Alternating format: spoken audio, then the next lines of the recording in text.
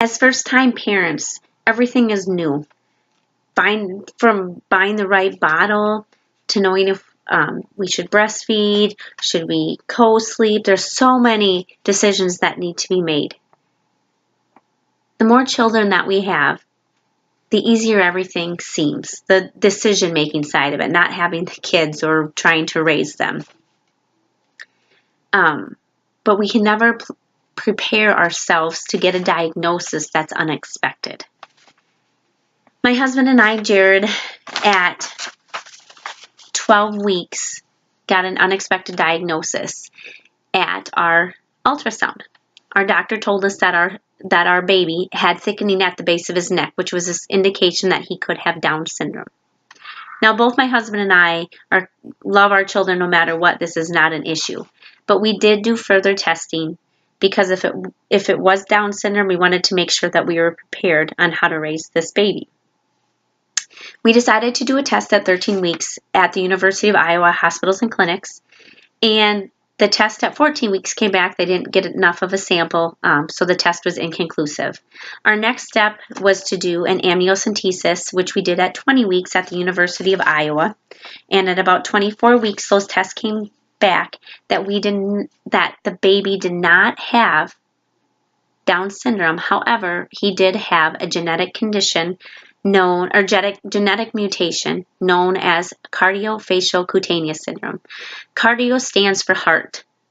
So the baby could have a lot of heart issues. Facial, a lot of facial features. The biggest one, bigger spacing between the nose, lower set ears, and across the forehead, he could have, it could be a wider forehead.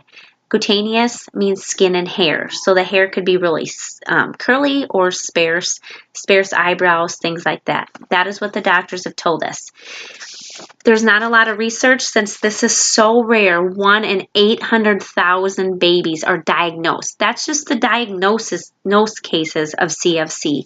There are so many mild cases that people don't even realize they maybe actually have it. The University of Iowa has never had a case of CardioFacioCutaneous Syndrome diagnosed prenatally. So how lucky are we? It's actually a blessing that this was diagnosed prenatally because we were able to be prepared for the birth of our child.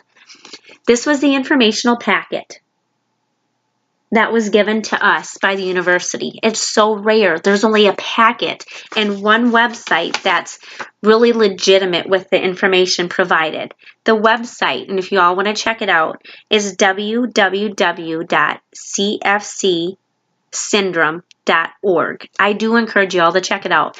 But that was the information we were provided about it. And then in talking with the geneticist, she provided us information, but I'm going to tell you, it was the most heartbreaking information we'd ever received because they have to tell you about the most severe cases, because if they didn't, what if they didn't tell you that and they came back or a malpractice suit or something like that. So every time we met with the geneticist, that we heard something bad. Every ultrasound I had for 9 months, and I had one every month, they told us something bad with the baby. That one time his nose was too small, wasn't growing fast enough. Another time his kidneys were doing something funny.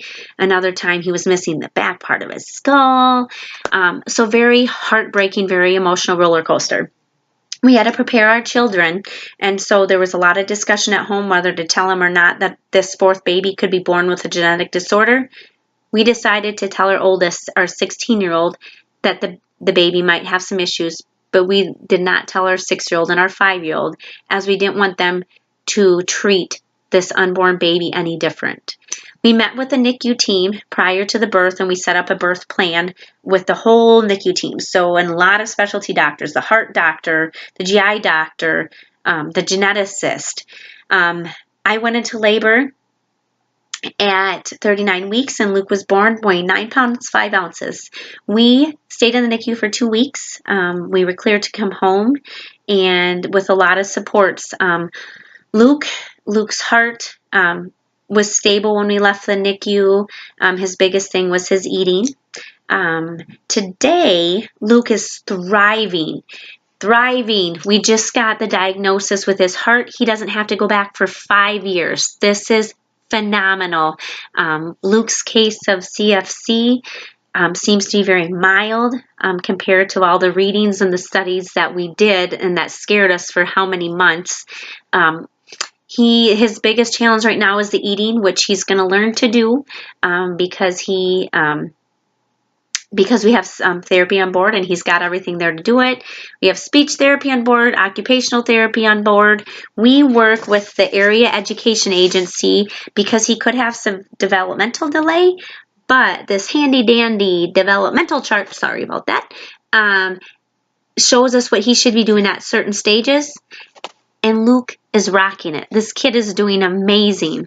I just want you all to know, you may sometime in your life think that everything is just hard and you can't handle a diagnosis or something that's unplanned. There's a reason that unplanned was put into your life, and there's always ways to handle the situation.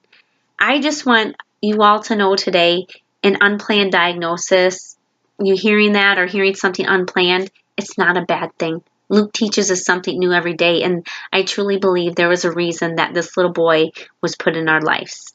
Thank you all for listening. If you need to reach out to me on anything, or if you have any more questions about this, please reach out to me, email me.